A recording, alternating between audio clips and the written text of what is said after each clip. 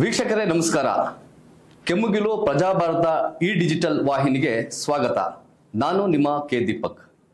ಭಾರತ ಜಗತ್ತಿನ ಬಹುದೊಡ್ಡ ಪ್ರಜಾಪ್ರಭುತ್ವ ರಾಷ್ಟ್ರ.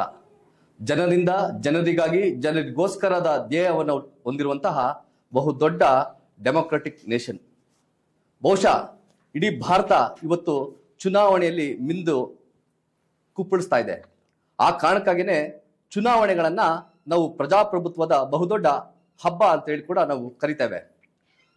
146 ಕೋಟಿ ಜನಸಂಖ್ಯೆ ಇರುವಂತಹ ಭಾರತದಲ್ಲಿ ಈ ಬಾರಿ ನಡೀತಿರುವಂತಹ ಲೋಕಸಭಾ ಸಾರ್ವತ್ರಿಕ ಚುನಾವಣೆಯಲ್ಲಿ 97 ಕೋಟಿ ಮತದಾರರು ಈ ಪ್ರಜಾಪ್ರಭುತ್ವದ ಹಬ್ಬದಲ್ಲಿ ಪಾಲ್ಗೊಳ್ತಾ ಇದ್ದಾರೆ. 28 ರಾಜ್ಯ, 8 ಕೇಂದ್ರಾಡಳಿತ, ಅದು ಕರ್ನಾಟಕವೂ ಸೇರಿದಾಗೆ. ಬಹುಶಃ ಕರ್ನಾಟಕ ಅಂತ ಹೇಳಿ ನಾವು ಹೇಳ್ತಾ ಇದ್ದಾಗೇನೆ ಮಂಡ್ಯ ನೆನಪಾಗುತ್ತೆ. ಮಂಡ್ಯ ಇಲ್ಲದೆ ಇಂಡಿಯಾ ಇಲ್ಲ ಅಂತಾರೆ. ಮಂಡ್ಯ ಗೆದ್ರೆ ಇಂಡಿಯಾ ಗೆದ್ದಾಗೆ ಅಂತ ಹೇಳ್ತಾರೆ. ಅಂತಹ ಮಂಡ್ಯ ಕ್ಷೇತ್ರ ಇವತ್ತು ಕರ್ನಾಟಕದಲ್ಲಿನೇ ಅತ್ಯಂತ ಪ್ರತಿಷ್ಠಿತ ಲೋಕಸಭಾ ಕ್ಷೇತ್ರ ಆಗಿ ಹೊರಹೊಮ್ಮಿದೆ. ಅದಕ್ಕೆ ಕಾರಣ ಏನು?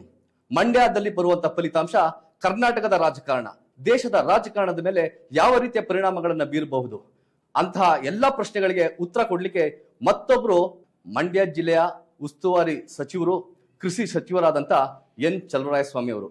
ಸರ್, ನಮ್ಮ ಸ್ಟುಡಿಯೋಗೆ ಬಂದಿದ್ದೀರಿ, ನಿಮಗೆ ಸ್ವಾಗತ.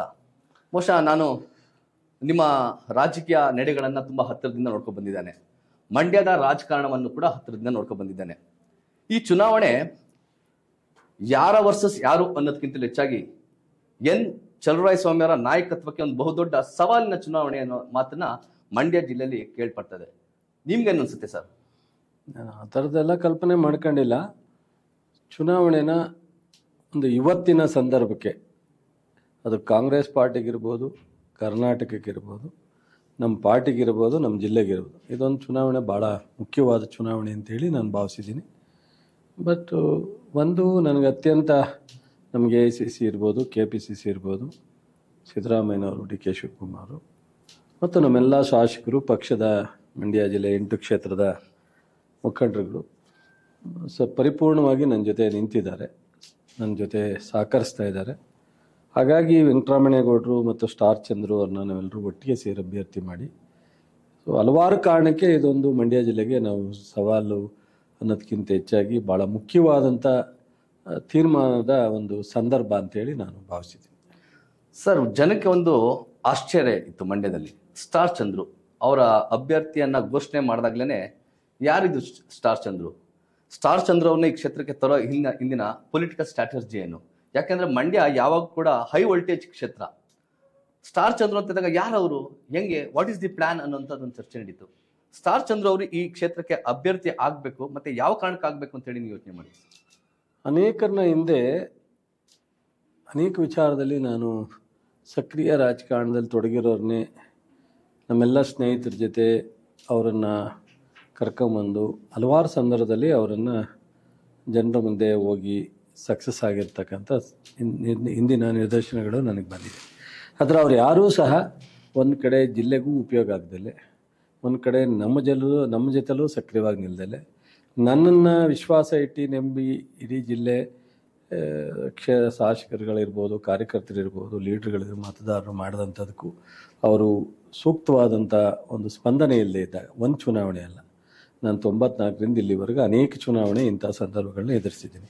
ಹಾಗದೇ ಇದ್ದಾಗ ನನಗೆ ಕಂಡಂಥದ್ದು ಸ್ಟಾರ್ ಚಂದ್ರು ಅವರು ಒಬ್ಬರು ಪ್ರಾಮಾಣಿಕವಾಗಿ ಜಿಲ್ಲೆ ಒಳಗಡೆ ನಮ್ಮ ಜೊತೆಯಲ್ಲಿ ಇದೇ ಜಿಲ್ಲೆಯವರಾಗಿ, ಇದೇ ಮಣ್ಣಿನ ಮಗನಾಗಿ, ಒಂದು ರೈತರ ಕುಟುಂಬದ ಹಿನ್ನೆಲೆಯಲ್ಲಿ ರಾಜಕಾರಣದಲ್ಲಿ ಅವರಿಗೆ ಹೆಚ್ಚು ಸಕ್ರಿಯ ರಾಜಕಾರಣ ತೊಡಗಿಸ್ಕೊಳ್ಳದೇ ಇದ್ದರು, ರಾಜಕಾರಣದ ಪರಿಚಯ ಇದೆ, ರಾಜಕಾರಣದ ಸ್ನೇಹ ಇದೆ ಮತ್ತು ಸೇವೆ ಮಾಡುವಂಥ ಮನಸ್ಥಿತಿ ಇದೆ. ಮತ್ತು ಅದೆಲ್ಲಕ್ಕಿಂತ ಹೆಚ್ಚಾಗಿ ಒಂದು ನಂಬಿಕೆ, ವಿಶ್ವಾಸ ಇರ್ತಕ್ಕಂಥ ಒಬ್ಬ ವ್ಯಕ್ತಿ. ಹಾಗಾಗಿ ನಾನು ಅವರನ್ನು ಆಯ್ಕೆ ಮಾಡುವಂಥ ಪರಿಸ್ಥಿತಿ ಬಂತು. ಅವ್ರಿಗೂ ಸಹ ಒಂದು ಹಂತಕ್ಕೆ ಉದ್ಯಮಿಯಾಗಿ ಒಂದು ಎತ್ತರಕ್ಕೆ ಬೆಳೆದಿದ್ದಾರೆ. ಅವ್ರಿಗೆ ಆ ಉದ್ಯಮಿಯನ್ನು ಜವಾಬ್ದಾರಿ ತಗೊಳ್ಳುವಂಥ ಮಗ ಇದ್ದಾನೆ, ಮಗಳಿದ್ದಾಳೆ.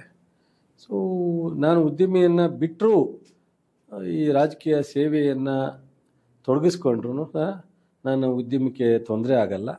ಬಟ್ ನಾನು ಸಾರ್ವಜನಿಕ ಸೇವೆನ ಈಗ ತೆರೆಮೆರೆಯಲ್ಲಿ ಮಾಡ್ತಾಯಿದ್ದೀನಿ.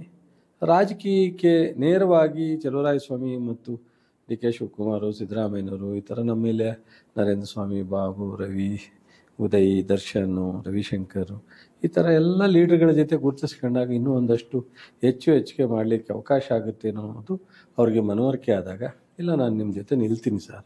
ಸರ್, ನಿಮ್ಮ ಇಡೀ ಚುನಾವಣೆಯ ಕ್ಯಾಂಪೇನಲ್ಲಿ ನೀವು ಒಂದು ವಿಚಾರನ ಸ್ಟ್ರೆಸ್ ಮಾಡಿ ಹೇಳ್ತಾ ಇದ್ರಿ, ಈಗಲೂ ಕೂಡ ಹೇಳಿದ್ರಿ, ಮಂಡ್ಯ ಜಿಲ್ಲೆಯವರೇ, ನಮ್ಮ ಜಿಲ್ಲೆಯವರು, ನಮ್ಮ ಅಭ್ಯರ್ಥಿ ಅನ್ನೋ ಮಾತನ್ನ ಹೇಳ್ತಾ ಇದ್ದೀರಿ.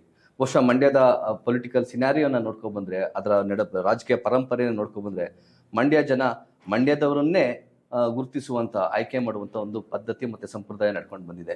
ಬಹುಶಃ ನಿಮ್ಗೆ ಅದು ಈ ಬಾರಿಯ ಒಂದು ದೊಡ್ಡ ಪ್ಲಸ್ ಪಾಯಿಂಟ್ ಅಂತ ಅನ್ಸುತ್ತಾ? ಹೌದು, ಮಂಡ್ಯ ಜಿಲ್ಲೆ ಜನ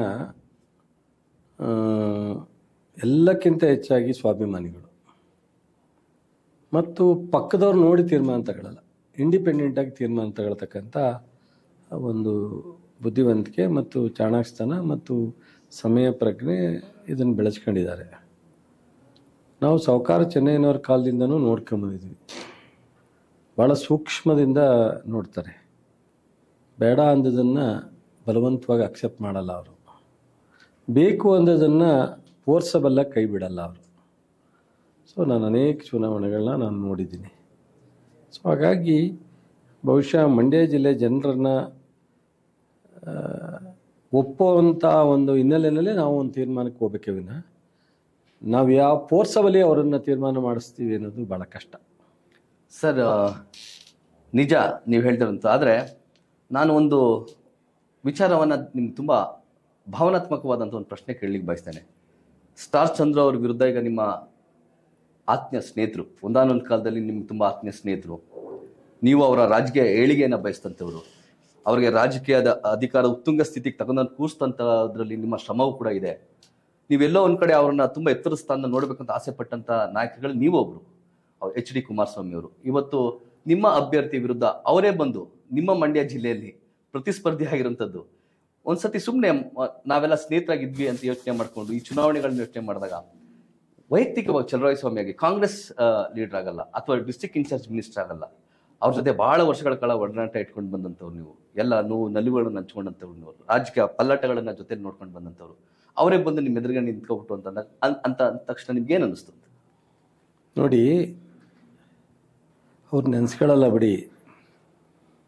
ನಮ್ಮ ಹಿಂದೆ ಮಾಡಿದಂಥ ಅನೇಕ ಅವರ ಮಧ್ಯದಲ್ಲಿ ನಮ್ಮ ಹೋರಾಟ, ನಮ್ಮ ಪ್ರಯತ್ನ, ಮೊನ್ನೆನೂ ದೇವೇಗೌಡರು ಹೇಳೋರೆ, ನನ್ನ ಕಣ್ ತಪ್ಪಿಸಿ ನನ್ನನ್ನು ಮರೆಮಾಚಿ ನನ್ನ ಮಗನ್ನ BJP ಕರ್ಕೊಂಡೋಗಿ ಮುಖ್ಯಮಂತ್ರಿ ಮಾಡಿದಂಥವ್ರು 27 ಕೇಳ್ತೀನಿ ಅಂತ. ನನಗೆ ಅವರೇನಾದ್ರೂ ಕರೆದರೆ ಅತ್ಯಂತ ಗೌರವಾನ್ವಿತವಾಗಿ ಹೋಗಿ ಅವ್ರ ಜೊತೆ ಮಾತಾಡೋಕ್ಕೆ ರೆಡಿ ಇದ್ದೀನಿ. ನಾನು ಮನಸ್ಸು ಬಿಚ್ಚಿ ಮಾತಾಡೋಕ್ಕೆ ಹೇಳಿದ್ದೀನಿ. ಅವರು ನನಗೆ ಹೇಳಿದರು ಕೆಲವು ವಿಚಾರನ, ಅದನ್ನು ಜ್ಞಾಪಿಸ್ಕೊಂಡು ಮಾತಾಡ್ತೀನಿ. ಅವ್ರ ಬಗ್ಗೆ ಅಪಾರವಾದಂಥ ಗೌರವ. ನಾನು ತಪ್ಪೇನೂ ಮಾಡದೇ ಇರೋದ್ರಿಂದ, ಅಪರಾಧ ಮಾಡದೇ ಇರೋದ್ರಿಂದ, ಅವ್ರಿಗೆ ದ್ರೋಹನೂ ಮಾಡದೇ ಇರೋದ್ರಿಂದ ನಾನು ಅವ್ರ ಹತ್ರ ಮಾತಾಡಲಿಕ್ಕೆ ಯಾವುದೂ ಮುಜುಗರ ಇಲ್ಲ. ಆದರೆ ಸವಾಲಲ್ಲ, ಅವ್ರು ಕರೆದ್ರೆ ಗೌರವಪೂರ್ವಕವಾಗಿ ಅವ್ರ ಜೊತೆ ಚರ್ಚೆ ಭಾಗವಹಿಸ್ತಕ್ಕಂಥದ್ದಕ್ಕೆ, ಮಾತನಾಡೋದಕ್ಕೆ ನಾನು ತಯಾರಿದ್ದೀನಿ ಅಂತ ಹೇಳಿದ್ದೀನಿ. ಈ ನಮ್ಮ ಸ್ನೇಹಿತರಾದಂಥ ಕುಮಾರಸ್ವಾಮಿಯವರು, ಅವ್ರು ನಾನು ವೈರಿ ಅಂತ ಕರೆದವ್ರೆ, ಆಜನ್ಮ ಶತ್ರು ವೈರಿ ಅಂತಲೂ ಕರೆದವ್ರೆ ಕಳೆದ ಚುನಾವಣೆಯಲ್ಲಿ. ನಾನು ಯಾವತ್ತೂ ಆ ಥರ ಕರೆದಿಲ್ಲ, ನಾನು ಸ್ನೇಹಿತರೆ ಅಂತಲೇ ಕರಿತೀನಿ. ನಾನು ಅವರಿಗೆ, ಮನುಷ್ಯರಿಗೆ ಎಲ್ರಿಗೂ ಹೃದಯ ಇರುತ್ತೆ, ಅವ್ರಿಗಿನ ಇಲ್ಲ ಅಂತ ಕರೀಲಿಕ್ಕೆ ಹೋಗಲ್ಲ, ಹೆಂಗಳು ಇರುತ್ತೆ. ಆದರೆ ಕೆಲವರು ಅದನ್ನು ಯಾವ್ಯಾವ ರೀತಿ ಯಾವ ಸಂದರ್ಭದಲ್ಲಿ ಉಪಯೋಗಿಸ್ತಾರೆ. 3 ತಿಂಗಳು ಅವರ ಮುಖ್ಯಮಂತ್ರಿ ಮಾಡುವಂಥ ಸಂದರ್ಭಗಳು, 3 ತಿಂಗಳಲ್ಲಿ ನನಗೆ ಗೊತ್ತಿದ್ದಂಗೆ ಯಾರ್ಯಾರು ಅವ್ರಿಗೆ ಸಪೋರ್ಟಾಗಿ ನಿಂತ್ಕೊಂಡು, ಯಾರ್ಯಾರ ಜಾಬಿಂದ ಅವತ್ತು ಯಾರಿಗೂ ದುಡ್ಡು ಕೊಟ್ಟು ಮುಖ್ಯಮಂತ್ರಿ ಮಾಡಲಿಲ್ಲ. ಅವನ್ನ ಯಾರ MLAಗೂ ನಮ್ಮ ಹತ್ರ ಖರ್ಚಿಗೂ ಇಸ್ಕೊಂಡಿಲ್ಲ. ಅಂದರೆ 1 ತಿಂಗಳು ರಿಸಾರ್ಟಲ್ಲಿದ್ದು, ಒಂದು 15 ದಿವಸ ಗೋವಾದಲ್ಲಿದ್ದು, ಒಂದು ಬೆಂಗಳೂರು ಪಕ್ಕದಲ್ಲಿ ಯಾವುದೋ ರಿಸಾರ್ಟಲ್ಲಿ ಒಂದು 15 ದಿವಸ ಇದು, ಒಂದು 3 ತಿಂಗಳು ಜರ್ನಿ ನಮ್ಮದು ಮನೆಯಿಂದ ಹೊರಗಡೆ. ಒಂದು ದಿವಸ ಅವರ ಜೋಬಿಂದ ಕಾಫಿ ಕುಡಿಸಿಲ್ಲ ಯಾರಿಗೂ. ಬಹುಶಃ ಅವರು ಒಪ್ತಾರೋ ಇಲ್ಲೋ ಗೊತ್ತಿಲ್ಲ, ಅನೇಕ ವಿಚಾರದಲ್ಲಿ ಒಪ್ಪದೇ ಇರೋದ್ರಿಂದ. ಪ್ರಶ್ನೆ ಅಂತ ನಾನು ಎಲ್ಲಿಗೆ ಬಂದೆ, ಅಂಥ ಸ್ನೇಹ ವಿಶ್ವಾಸನೆ ಬಿಟ್ಟು ಚಲುವರಾಯಸ್ವಾಮಿ ಮಂತ್ರಿ ಆದ ತಕ್ಷಣ ಸೋಲ್ಸೋಕ್ಕೆ ನಾನು ಹೋರಾಟ ಮಾಡಬಾರ್ದಾಯ್ತು. ನಾನು ಬಿಟ್ಟು ಹೋದ್ಮೇಲೆ ಅವ್ರ ಪಾಡಿಗೆ ಅವರು ಅವರ ಸ್ನೇಹ ಮಧ್ಯೆ ಗ್ಯಾಪ್ ಬತ್ತು, ಅವರು ಎಲ್ಲ ಒಂದು ಕಡೆ ಅವ್ರು ಮಾಡಲಿ ಬಿಡು ಅಂತ ಹೇಳ್ಬೋದಾಯಿತು. 99ರಲ್ಲೇ ನಾನು ಬಿಡಬೇಕಾಗಿತ್ತು, ಬಿಡಲಿಲ್ಲ. 2008ರಲ್ಲಿ ಬಿಡಬೇಕಾಗಿತ್ತು, ಬಿಡಲಿಲ್ಲ. ಅವಾಗ ಯಾವ ಬಿಟ್ಟರು ಇತ್ತ ಪನಿಷ್ಮೆಂಟ್ ಸಿಗ್ತಿರಲಿಲ್ಲ ನನಗೆ. ಸೊ 2018ರಲ್ಲಿ ಬಿಡೋ ಅಂಥ ಸಂದರ್ಭ ಬಂದಾಗ ಅವರು ಒಂದು ಒಳ್ಳೆ ಮಾತು ಹೇಳಲೇ ಇಲ್ಲ. ಅವರು ಎಲ್ಲ ಒಂದು ಕಡೆ ಚಲುವರಾಯಸ್ವಾಮಿ ಚೆನ್ನಾಗಿರಲಿ, ನಾವು ಅವರು ಸ್ನೇಹಿತರು, ಭಾಳಷ್ಟು ದಿವಸ ಕೆಲಸ ಮಾಡಿದ್ದೀವಿ, ಈಗ ಬೇಜಾರು ಮಾಡ್ಕೊಳ್ಳೋದು ಅರ್ಥ ಇಲ್ಲ ಅಂತ ಹೇಳ್ಬೋದಾಯ್ತು. ಅದನ್ನು ಹೇಳಲಿಲ್ಲ ಅವರು. ಏನೆಲ್ಲ ಬೈದರು, ಏನೆಲ್ಲ ಕೆಟ್ಟದ್ದು ಹೇಳಿದ್ರು, ಏನೆಲ್ಲ ನನ್ನ ಬಗ್ಗೆ ಅಪಾದನೆ ಮಾಡಿದ್ರು. ಸೊ ಅದನ್ನೊಂದು ರೀತಿ ನನಗೆ ಜನ ಅವ್ರನ್ನ ಹೇಳಿರ್ತಕ್ಕಂಥದ್ದು ನಂಬಿ ನನಗೆ ಪನಿಷ್ಮೆಂಟೇ ಕೊಟ್ಟರು. 50,000 ಅಂತರದಲ್ಲಿ ಸೋಲಿಸಿದ್ರು. ಅದಾಯಿತು. 50,000ದಲ್ಲಿ ಸೋತಾಗ ಅವರು ನಮ್ಮದೇ ಪಕ್ಷದ ತೊಗೊಂಡು ಮುಖ್ಯಮಂತ್ರಿ ಆದಾಗಲೂ ನಾನು ಒಂದು ಪ್ರೆಸ್ ಮೀಟ್ ಮಾಡಲಿಲ್ಲ. ಮಾಡಬೇಡಿ, ತಪ್ಪು, ಅಥವಾ ನಾವು ವಿರೋಧಿಸ್ತೀವಿ ನಮ್ಮ ಪಕ್ಷದ, ಅದನ್ನೇನು ಹೇಳಲಿಲ್ಲ. ಆಗಲಿ ಒಳ್ಳೆ ಸಿಕ್ಲಿ ಮಾಡಿ. ಅವಾಗಲೂ ಅವರು ಮಂಡ್ಯ ಜಿಲ್ಲೆ ಎಂದಾಗ ತಡಿ ನನ್ನ ಸ್ನೇಹಿತ ಸೋತವನೇ, ಅವ್ರದ್ದೇ ಪಕ್ಷದಿಂದ ನಾನು ಮುಖ್ಯಮಂತ್ರಿ ಆಗಿದ್ದೀನಿ ಅಂತ ಹೇಳಿ ನನ್ನನ್ನು ಗ್ಯಾಪ್ಸ್ಕೊಳ್ಳೂ ಇಲ್ಲ. ಅವರು 14 ತಿಂಗಳು ಕೆಲಸ ಮಾಡಿದ್ರು. ಅವ್ರ ಮಗನ ನಿಲ್ಲಿಸೋವಂಥ ಸಂದರ್ಭದಲ್ಲೂ ಇವ್ರು ಯಾವ ಲೆಕ್ಕ ಅಂತ ಹೇಳಿದ್ರು, ನನ್ನ ಡೆಡ್ ಆರ್ಸ್ ಅಂದರು. ಅವರಿಂದ ಏನೂ ಪ್ರಯೋಜನ ಇಲ್ಲ ಅಂತ ಅವ್ರ ಪಕ್ಷದವರೆಲ್ಲ ಚರ್ಚೆ ಮಾಡಿ ನಮ್ಮನ್ನು ಕರೀದೇ ಇದ್ದಾಗ ನಾವು ಸೈಲೆಂಟಾಗಿ ಉಳ್ಕೊಂಡು ಚುನಾವಣೆ ಇಂಡಿಪೆಂಡೆಂಟ್ ಗೆಲ್ತು. ಅದಾದಮೇಲೆ 2023ಕ್ಕೆ ನಮ್ಮನ್ನು 8 ಜನದಲ್ಲಿ 7 ಜನ ಗೆಲ್ಲಿಸಿದ್ದಾರೆ ಲೋಕಸಭಾ ಕ್ಷೇತ್ರದಲ್ಲಿ. ಗೆದ್ದು ಒಂದು ವಾರ ಆಗಿಲ್ಲ, ಒಬ್ಬ ಕಂಡಕ್ಟ್ರನ್ನ ಟ್ರಾನ್ಸ್ಫರ್ ಹಿಡ್ಕೊಂಡು ಪ್ರಜಾಪ್ರಭುತ್ವ ವ್ಯವಸ್ಥೆಯಲ್ಲಿ, ಸರ್ಕಾರದಲ್ಲಿ, ಸಂವಿಧಾನದ ಅಡಿನಲ್ಲಿ ದಿನನಿತ್ಯ ವರ್ಷಕ್ಕೆ ಸಾವಿರಾರು ವರ್ಗಾವಣೆಗಳು ಆಗ್ತವೆ ಆಡಳಿತಾತ್ಮಕವಾಗಿ. ಹೌದು. ಸೊ ಅದನ್ನು ಹಿಡ್ಕೊಂಡು ಏನೆಲ್ಲ ಫಜೀತಿ ಹೇಳಿಸಿದ್ರು, ಏನೆಲ್ಲ ನನ್ನ ವಿರುದ್ಧವಾಗಿ ಅಪಾದನೆ ಮಾಡೋಕ್ಕೆ ನಿಂತ್ಕೊಂಡ್ರು. ಏನು ಉಳಿದಿದೆ? ಅದಾದಮೇಲೆ ಅದರಿಂದ ಏನೂ ಆಗಲಿಲ್ಲ. ಆದಮೇಲೆ ನಮ್ಮ ಇಲಾಖೆ ಅಧಿಕಾರಿಗಳು ಕರ್ಕೊಂಡು ಎಂಥದೋ ಲೀಸ್ಟ್ ತೋರಿಸಿ ಇವೆಲ್ಲ ಮಾಡಿದ್ರು. ಅವ್ರಿಗೇನಪ್ಪ ಅಂದರೆ ಯಾವುದನ್ನು 10 ತಿಂಗಳಲ್ಲಿ ಅವ್ರನ್ನ 1 ತಿಂಗಳು ಮಂತ್ರಿಯಾಗಿ ಬಿಡಲ್ಲ ಅಂಥೇಳಿ ಅವರ ವಲಯದಲ್ಲಿ ಚರ್ಚೆ ಮಾಡಿ ಪ್ರಯತ್ನ ಮಾಡಿದ್ರು. ಯಾವುದೂ ಸಕ್ಸಸ್ ಆಗಲಿಲ್ಲ ಅವ್ರಿಗೆ. ಸೊ ಈಗ ಪುಟ್ಟರಾಜನ ಕ್ಯಾಂಡಿಡೇಟ್ ಮಾಡೋಕ್ಕೆ ನಿಂತರು. ಪುಟ್ಟರಾಜು ಪಾಪ ಎಲ್ಲ ಥರ ಪ್ರಿಪೇರ್ ಆದರು. ಪ್ರಿಪೇರ್ ಆದಮೇಲೆ ಬಿ ಜೆ ಪಿಯವ್ರು ಹೇಳಿದ್ರು, ಅಥವಾ ರೈಟಿಂಗ್ನಲ್ಲಿ ಪತ್ರಿಕೆಯವ್ರು ಹೇಳಿದ್ರು, ಮಾಧ್ಯಮದವ್ರು ಹೇಳಿದ್ರು, ಕಷ್ಟ ಆಗುತ್ತೆ ಯಾರು ಎಂದಾಗ ನಾನೇ ಯಾಕೆ ಪ್ರಯತ್ನ ಮಾಡಬಾರ್ದು ಅಂತಲೋ ಅಥವಾ ಬೇರೆಯವ್ರು ಫೋರ್ಸ್ ಮಾಡಿದ್ರು. ಸೊ ಚಲುವರಾಯಸ್ವಾಮಿ ಅಲ್ಲಿ ಜಿಲ್ಲೆಯಲ್ಲಿ ನಾನು ಬೇಡ ಅಂದ್ರೂ ಜನ ಅಕ್ಸೆಪ್ಟ್ ಮಾಡಿದ್ದಾರೆ. ಅವರನ್ನು ಸೋಲಿಸ್ಬೇಕು ಅಂದ್ರೂ ಸೋಲ್ಸೋಕ್ಕಾಗಿಲ್ಲ. 2ನೇ ಬಾರಿ ಒಂದಷ್ಟು ಕೆಲಸ ಮಾಡ್ತವ್ರೆ, ಮಂತ್ರಿ ಆಗವ್ರೆ. ನನ್ನನ್ನು ಮುಖ್ಯಮಂತ್ರಿ ಮಾಡಲಿಕ್ಕೆ ಅವರು ಕೈ ಜೋಡಿಸಿದ್ದವರು. ಅವರ ಡಿಸ್ಟರ್ಬ್ ಮಾಡೋದು ಬೇಡ. ಅವ್ರ ಜಿಲ್ಲೆನಲ್ಲಿ ಅವರು ಬೆಳ್ಕೋತಾರೋ, ಅವ್ರ ಜಿಲ್ಲೆಗೆ ಏನಾದ್ರು ಸಹಾಯ ಮಾಡ್ತಾರೋ. ನನ್ನ ನೇಚರ್ ಗೊತ್ತಿತ್ತು, ನನ್ನ ಕೆಲಸ ಗೊತ್ತಿತ್ತು, ನನ್ನ ಕಮಿಟ್ಮೆಂಟ್ ಗೊತ್ತಿತ್ತು. ಈ ಜಿಲ್ಲೆಗೆ ಒಂದಷ್ಟು ಅಭಿವೃದ್ಧಿ ಆಗಿಲ್ಲ ಅಂತ ಮೊನ್ನೆ ಎಲ್ಲ ಹೇಳ್ಕೊಂಡವ್ರೆ. ಒಂದಷ್ಟು ಅಭಿವೃದ್ಧಿ ಆಗಲಿ. ಅವರೇ ಮಂತ್ರಿ ಇದ್ದಾಗ 8 ಜನಕ್ಕೆ 7 ಜನ ಗೆದ್ದವ್ರೆ. 2 MLC ಇದ್ದಾರೆ. ಸಿದ್ದರಾಮಯ್ಯನವರು, DK ಅವರು ಚೆನ್ನಾಗವ್ರೆ. ಒಂದಷ್ಟು ಸರ್ಕಾರದಲ್ಲಿ ಪ್ರಭಾವ ಇರೋದ್ರಿಂದ ಒಳ್ಳೆ ಕೆಲಸ ಮಾಡಲಿ. ಮಂಡ್ಯ ನನಗೂ ಸಹಾಯ ಮಾಡಿದ್ದೆ. ಮಂಡ್ಯ ಜಿಲ್ಲೆ ಜನ ನನ್ನ ಚುನಾವಣೆಯಲ್ಲಿ ಭಾಳ ಅನೇಕ ಸಂದರ್ಭದಲ್ಲಿ ಕೈ ಹಿಡಿದಿದ್ದಾರೆ. ಆ ಜಿಲ್ಲೆಗೆ ಹಲವಾರು ಕಾರಣಕ್ಕೋಸ್ಕರ ನನ್ನ ಚೌಡೇನವರು ಒಪ್ಕೊಂಡಿದ್ರು. ನಮ್ಮಲ್ಲಿ ಎಂತೆಂಥ ದೊಡ್ಡ ನಾಯಕರಿದ್ದೀವಿ, ನಾವು ಅಭಿವೃದ್ಧಿ ಮಾಡೋಕ್ಕಾಗಿಲ್ಲ, ಚಲುವರಾಯಸ್ವಾಮಿ ನೀನು ಏನಾರು ಮಾಡೋ ಅಂತ ಹೇಳಿದ್ರು ನನಗೊಂದು ಮಾತು, ಕಿವಿ ಮಾತನ್ನು. ಆ ರೀತಿ ಇವರು ಹೇಳಿದರೆ ಇವ್ರನ್ನ ಯಾರೂ ಕ್ಷಮಿಸ್ತಿದ್ರು ಜನ.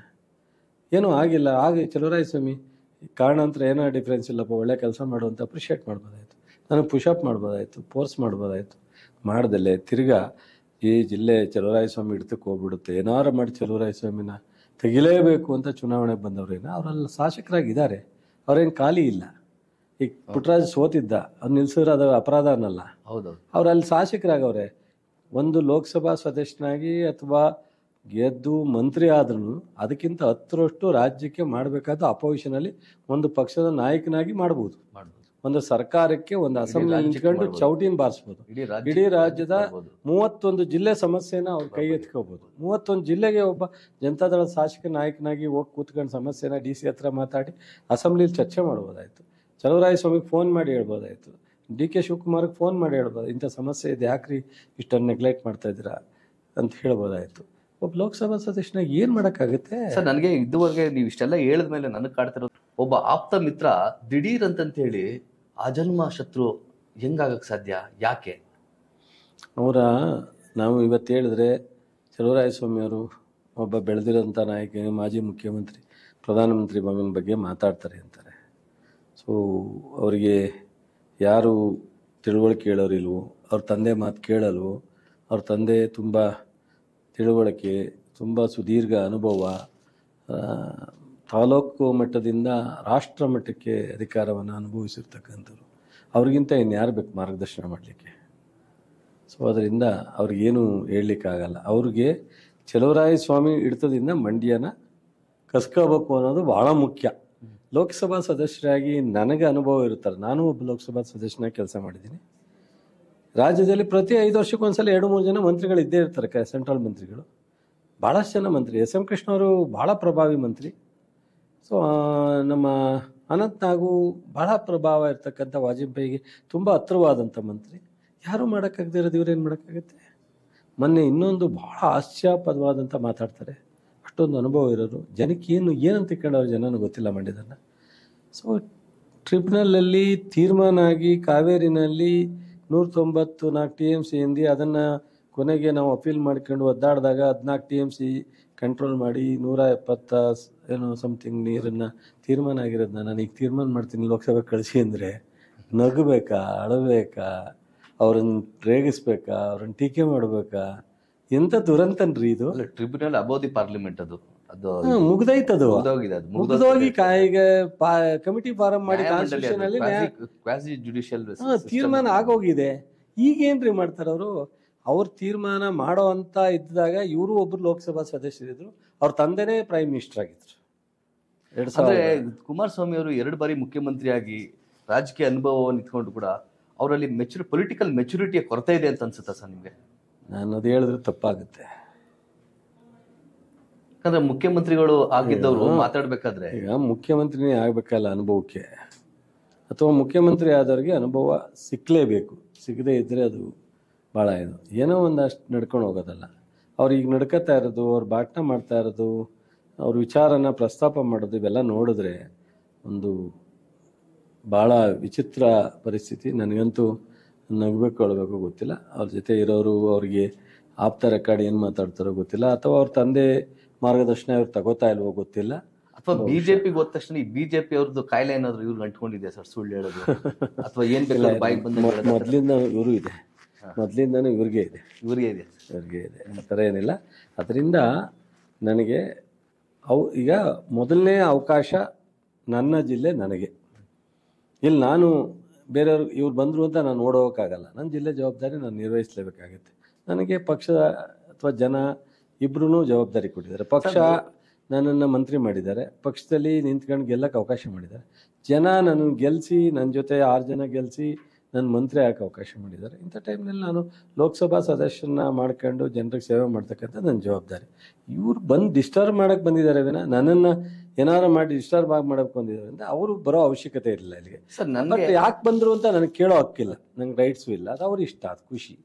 ಸರ್ ನನಗನ್ಸೋದು ಬಹುಶಃ ಕುಮಾರಸ್ವಾಮಿ ಅವ್ರ ತಲೆಯಲ್ಲಿ ಕರ್ನಾಟಕದಲ್ಲಿ ಏಕೈಕ ಒಕ್ಕಲಿಗ ನಾಯಕ ಅಂತ ನನಗೆ ಮಾತ್ರ ಕರಿಬೇಕು, ಅಥವಾ ನನಗೆ ಮಾತ್ರ ಪರಿಗಣನೆಗೆ ಒಳಪಡ್ಬೇಕು. ನಾನು ಬೇರೆಯವ್ರು ಯಾರು ಕೂಡ ನನ್ನ ನಂತರದಲ್ಲಿ ಇನ್ನೊಬ್ಬ ಒಕ್ಕಲಿಗ ನಾಯಕ ಈ ರಾಜ್ಯದಲ್ಲಿ ಬೆಳಿಬಾರ್ದು, ಆ ದಾರಿಲಿ ಚಲುವರಾಯಸ್ವಾಮಿ ಇದ್ದಾರೆ ಅಂತ ಏನಾದ್ರು ಭಯನಾ ಸರ್ ಅವ್ರಿಗೆ?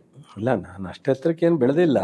ನಾನೊಬ್ಬ ಸಾಮಾನ್ಯ ಒಕ್ಕಲಿಗ ಸಮಾಜದಲ್ಲಿ ನಾನು ಒಬ್ಬ ಅಂತ ಗುರುತಿಸ್ಕೊಂಡಿರ್ಬೋದು ನಮ್ಮ ಜನ. ಬಟ್ ನಾನೇನು ಅಲ್ಟಿಮೇಟ್ ಅಂತ ಅನ್ಕೊಂಡಿಲ್ಲ ನಾನು. ಬಟ್ ಆದ್ರೆ ಅವ್ರಿಗಿದೆಯಾ ಆ ಥರ ಭಯ? ಅವ್ರಿಗೆ ಭಯ ಇದೆಯೋ ಇಲ್ವೋ, ಭಯನ ಇದೆಯೇನು ನಾನು ಹೇಳಲಿಕ್ಕೆ ಹೋಗಲ್ಲ. ಅವರು ಹೊಟ್ಟೆ ಕಿಚ್ಚಿದೆ, ಜಾಸ್ತಿನೇ ಇದೆ, ಅದೇನು ಕಡಿಮೆ ಏನಿಲ್ಲ. ಅವ್ರು ಚಿಕ್ಕಬಳ್ಳಾಪುರಕ್ಕೆ ಹೋಗೋರೆ, ಕನಕಪುರಕ್ಕೆ ಹೋದವ್ರೆ, ರೂರಲ್ಲೂ ಬಂದವ್ರೆ, ರಾಮನಗರದಿಂದ ಚನ್ನಪಟ್ಟಣಕ್ಕೆ ಶಿಫ್ಟ್ ಆಗೋರೆ, ಮಧುಗಿರಿಗೆ ಹೋಗೋರೆ, ತಂದೆನ ಪಾಪ ಈ ವಯಸ್ಸಿನಲ್ಲಿ ತುಮಕೂರು ಕರ್ಕೊಂಡು ಹೋಗೋರೆ, ಅವ್ರು ಈಗ ಬಂದವ್ರೆ. ಇದೆಲ್ಲ ವಿಚಿತ್ರ ಬಿಡಿಯೋದು ಸರ್. ನಾನು ಹೇಳೋದು ಸರ್, ಒಬ್ಬ ಮಾಜಿ ಪ್ರಧಾನಮಂತ್ರಿಯ ಮಗ ಒಕ್ಕಲಿಗ ನಾಯಕನಾಗಿ ಬೆಳಿಬಹುದು ಅನ್ನೋದಾದ್ರೆ, ಒಬ್ಬ ಸಾಮಾನ್ಯ ರೈತನ ಮಗ ಇನ್ನೊಬ್ಬ ಸಾಮಾನ್ಯ ರೈತನ ಒಕ್ಕಲಿಗನ ಮಗ ಇನ್ನೊಬ್ಬ ಒಕ್ಕಲಿಗ ನಾಯಕನಾಗಿ ಬೆಳೆಯತ್ತಪ್ಪ ಅಂತ ಅವರು ಎಲ್ಲರೂ ಪ್ರಧಾನಿಯಾಗುವಂತ ಎಕ್ಸ್ಪೆಕ್ಟ್ ಮಾಡೋಕ್ಕಾಗಲ್ಲ. ಕರ್ನಾಟಕದಲ್ಲಿ ಸ್ವತಂತ್ರ ನಂತರ ಸಿಕ್ಕಿದ ಅವಕಾಶ ದೇವೇಗೌಡರಿಗೊಬ್ಬರಿಗೆ. ಅದರಿಂದ ಮತ್ತೊಬ್ಬ ನಾನು ದೇವೇಗೌಡ ಆಗ್ತೀನಿ ಅನ್ನೋದು ಹುಚ್ಚು ಎಲ್ಲರು. ಆಮೇಲೆ ಹಿಂದಿ ಬೆಲ್ಟಲ್ಲಿ ಅಷ್ಟು ಸುಲಭವಾಗಿ ಸೌತ್ ಇಂಡಿಯಾದವ್ರನ್ನ ಆ ಚೇರಲ್ಲಿ ಕೂರಿಸ್ಲಿಕ್ಕೆ ಭಾಳ ಕಷ್ಟ. ಏನೋ ಒಂದು ಯಾವುದೋ ಪುಣ್ಯ ಅದೃಷ್ಟ ಅದು ದೇವೇಗೌಡರಿಗೆ ಸಿಕ್ಕಿದೆ. ಮತ್ತು ಇವತ್ತು ಜನತಾದಳ ಒಂದು ಪ್ರಾದೇಶಿಕ ಪಕ್ಷ. ಅವತ್ತು ಜನತಾ ಪರಿವಾರ ಒಗ್ಗಟ್ಟಾಗಿತ್ತು, ಇವತ್ತು ಆ ಪರಿಸ್ಥಿತಿ ಇಲ್ಲ. ಇವ್ರಿಗೆ ಸಿಕ್ಕಬೇಕಾಗಿದ್ದು ಸಿಕ್ಬಿಟ್ಟಿದೆ. 2 ಸಾಲಿ ಮುಖ್ಯಮಂತ್ರಿ ಆಗಿದ್ದಾರೆ. 2 ಸಲ ಮುಖ್ಯಮಂತ್ರಿ ಆಗಿದ್ದಾರೆ.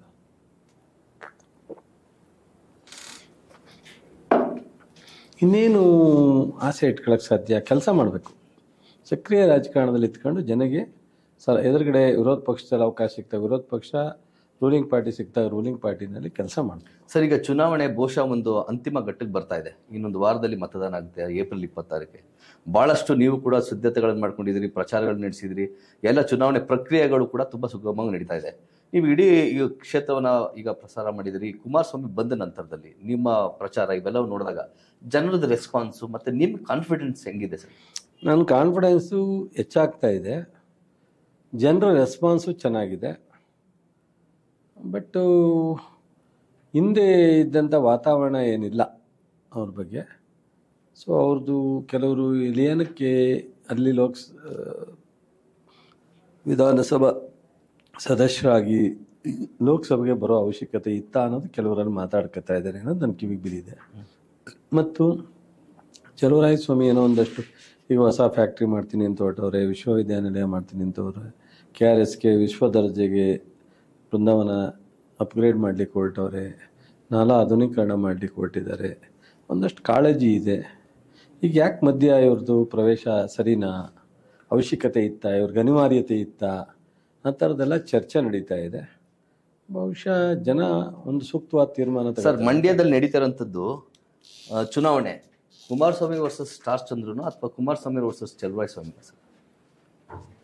ಸರ್, ಇಲ್ಲಿ ಪಕ್ಷದ ಮತ್ತು ಚುನಾವಣೆಯ ಜವಾಬ್ದಾರಿ ನಾನು ತಗೊಂಡಿದ್ದೀನಿ, ಅದರಲ್ಲೇನು ನೋ ಡೌಟು. ನನ್ನ ಜೊತೆಯಲ್ಲಿ ನರೇಂದ್ರ ಸ್ವಾಮಿ ಅಧ್ಯಕ್ಷ ಸೇರಿ ಎಲ್ಲ ಶಾಸಕರು ಮತ್ತು ಪಕ್ಷದ ಪದಾಧಿಕಾರಿಗಳು, ಅಧ್ಯಕ್ಷಗಳು, ಬ್ಲಾಕ್ ಅಧ್ಯಕ್ಷಗಳು ಗಟ್ಟಿಯಾಗಿ ನಿಂತಿದ್ದಾರೆ.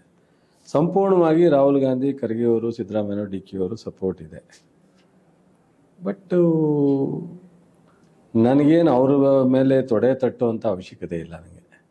ಯಾಕೆ ಈ ಪ್ರಶ್ನೆ ಕೇಳ್ತಾ ಇದ್ದೀನಿ ಅಂದರೆ ಸರ್, ಯಾವುದೇ ಚುನಾವಣಾ ಪ್ರಚಾರದಲ್ಲಿ ಅವ್ರ ಅಭ್ಯರ್ಥಿ ವಿರುದ್ಧ ಏನು ಮಾತಾಡ್ತಾ ಇಲ್ಲ. ಕಾಂಗ್ರೆಸ್ ವಿರುದ್ಧ ಮಾತಾಡೋದು ಕೂಡ ಕಡಿಮೆ ಮಾಡಿಬಿಟ್ಟಿದ್ದಾರೆ. ಆದರೆ ನಿಮ್ಮೊಬ್ಬರ ಬಗ್ಗೆ ಮಾತ್ರ ಅವ್ರು ಹೆಚ್ಚು ಟಾರ್ಗೆಟ್ ಮಾಡ್ತಾ ಇದ್ದಾರಲ್ಲ ಅಂತ. ಏನಾಗಿದೆ, ಕ್ಯಾಂಡಿಡೇಟು ಹೊಸ ಅಭ್ಯರ್ಥಿ, ಅವರಿಗೆ ತೆರೆಮರೆಯಲ್ಲಿ ಸೇವೆ ಮಾಡಿದ್ದಾರೆ, ನೇರ ರಾಜಕಾರಣಕ್ಕೆ ಬಂದಿರತಕ್ಕಂಥದ್ದು ಪ್ರಪ್ರಥಮವಾಗಿ. ಸೊ ಅವ್ರಿಗೂ ಅವ್ರ ಸ್ನೇಹಿತರೇ ಇದ್ದರು ಹಿಂದೆ, ಏನು ಅಂತ ಹೇಳಲಿಕ್ಕೆ ಕಾರಣ ಇಲ್ಲ. ಈಗ ಇರೋದೇ ಹೊಟ್ಟೆ ಕಿಚ್ಚು ನನ್ನ ಮೇಲೆ, ಆದ್ರಿಂದ ಒಂದು ಸ್ವಲ್ಪ ನನ್ನನ್ನೇ ಟೀಕೆ ಮಾಡಬೇಕಲ್ಲ. ಸರ್, ಕರ್ನಾಟಕದ ಮಟ್ಟಿಗೆ ನಾವು ರಾಜಕಾರಣವನ್ನು ವಿಶ್ಲೇಷಣೆ ಮಾಡೋದಾದ್ರೆ ಮಾಜಿ ಪ್ರಧಾನಿ ದೇವೇಗೌಡರು ಮತ್ತು ಕುಮಾರಸ್ವಾಮಿ ಇಬ್ಬರು ಕೂಡ ಮತ್ತೊಮ್ಮೆ ಒಕ್ಕಲಿಗ ನಾಯಕರುಗಳನ್ನ, ಇನ್ನೊಂದು ಪಕ್ಷದ ಒಕ್ಕಲಿಗ ನಾಯಕರನ್ನೇ ಟಾರ್ಗೆಟ್ ಮಾಡ್ತಾರೆ. DK ಶಿವಕುಮಾರ್ನ ಟಾರ್ಗೆಟ್ ಮಾಡ್ತಾ ಇದ್ದಾರೆ, ನಿಮ್ಮನ್ನ ಟಾರ್ಗೆಟ್ ಮಾಡ್ತಾ ಇದ್ದಾರೆ. ಯಾಕೆ ಸರ್ ಆ ಥರ? ಅದೇನು ಇವತ್ತೇನು ಅಷ್ಟೇನಲ್ವಲ್ಲ. ಇವತ್ತು YK ರಾಮಯ್ಯನಂಥ ದಕ್ಷ, ಪ್ರಾಮಾಣಿಕ, ತಿಳುವಳಿಕೆ ಇರ್ತಕ್ಕಂಥ, ಜ್ಞಾನ ಇರ್ತಕ್ಕಂಥ ಒಬ್ಬ ನಾಯಕ, ಅವರನ್ನು ಬೆನ್ನು ತಟ್ಟಲೇ ಇಲ್ವಲ್ಲ. ಬೈರೇಗೌಡರು ರೈತರ ಪರವಾಗಿ ಹೋರಾಟ ಮಾಡಿದ್ರು, ಅವ್ರಿಗೆ ಅವಕಾಶಗಳನ್ನ ಪುಷಪ್ ಮಾಡಲೇ ಇಲ್ವಲ್ಲ. ನಾಗೇಗೌಡರು ಪಕ್ಷದಿಂದ ಪಕ್ಷಕ್ಕೆ ಬಂದಿದ್ರು, ಒಂದಷ್ಟು ಕಾಳಜಿ ಇಟ್ಕೊಂಡಿದ್ದರು, ಮಾಡಲೇ ಇಲ್ಲ. ಸೊ ಮಲ್ನಾಡಿನ ಗಾಂಧಿ ಅಂತ ಗೋವಿಂದೇಗೌಡರಿಗೆ ಶಕ್ತಿ ತುಂಬಲೇ ಇಲ್ವಲ್ಲ. HL ತಿಮ್ಮೇಗೌಡರಿಗೆ ಶಕ್ತಿ ತುಂಬಲಿಲ್ವಲ್ಲ.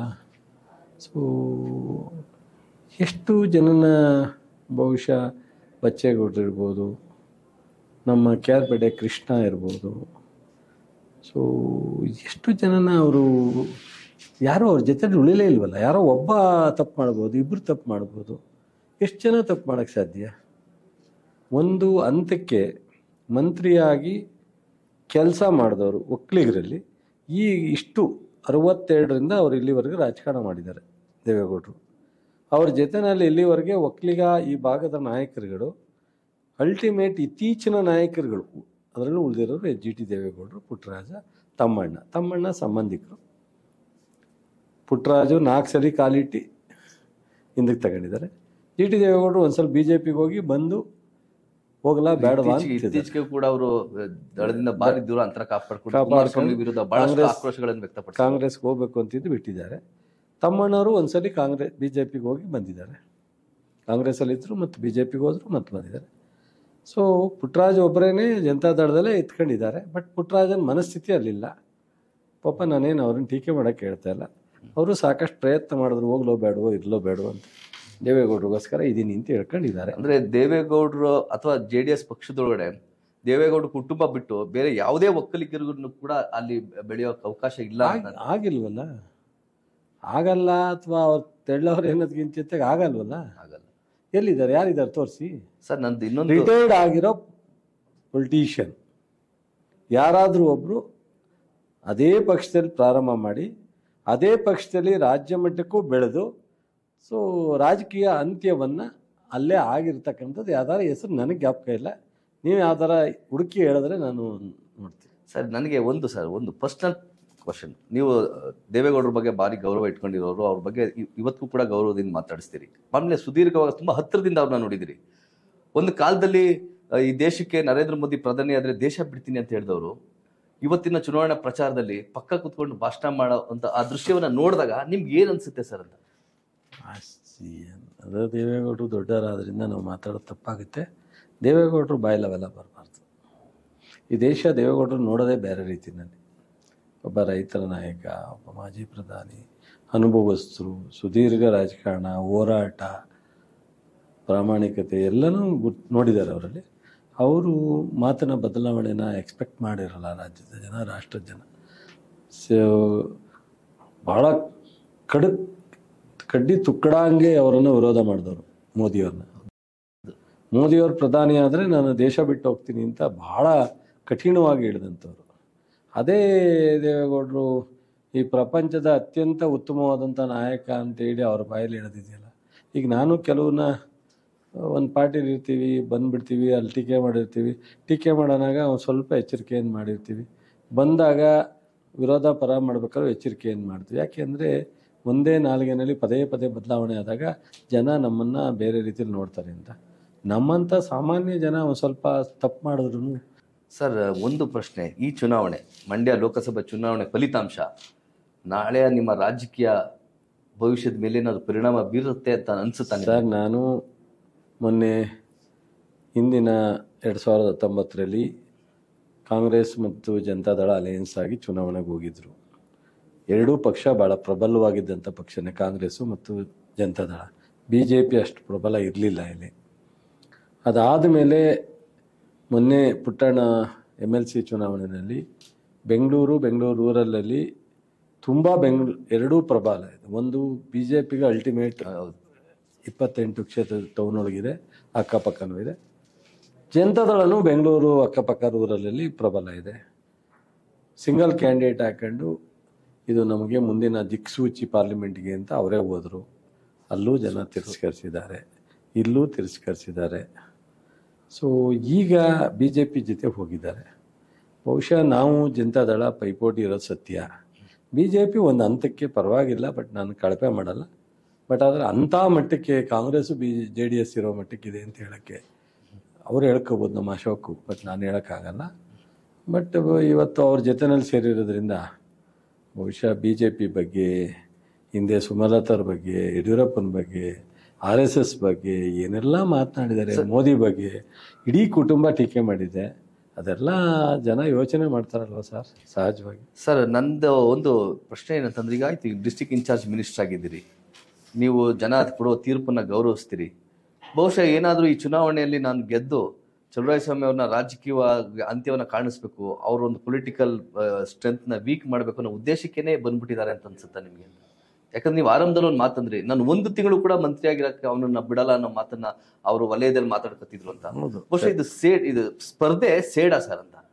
ಈ ಸ್ಪರ್ಧೆ ಅವ್ರು 50% ಬೇರೆ ಬೇರೆ ಎಲ್ಲ ಹೆಂಗಲ್ಲಿದ್ರು 50% ನನ್ನ ಮೇಲೆ ಸೇಡು ರಾಜ್ಯದಲ್ಲಿ. ಅದು ಅರ್ಥ ಆಗುತ್ತಾ ಸರ್ ಮಂಡ್ಯ ಜನಕ್ಕೆ?